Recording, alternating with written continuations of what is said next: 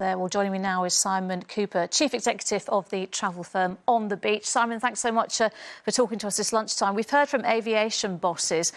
Let's get a sense of what is happening to your industry. How is your business going? Presumably you are still having to operate despite all the confusions and the changing of the rules.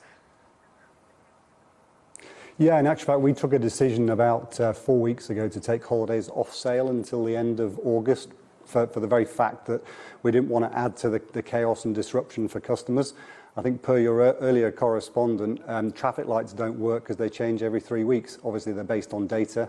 I think in order for travel to recover, there needs to be a permanence, an open corridor that stays open. And unfortunately, I don't think the rest of the world or the UK are ready for that yet.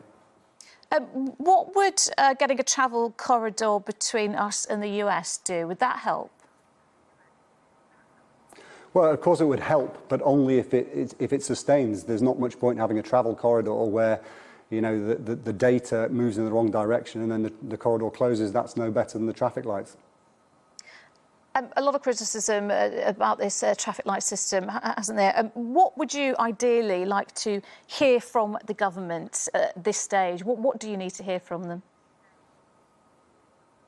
I think it's very difficult because the government are trying to balance multiple priorities and they've believed, having taken the insights of industry through the Global Travel Task Force, that the traffic light system was the right way. Unfortunately, because they're controlled by data, they have to update them every 3 weeks or potentially sooner than that.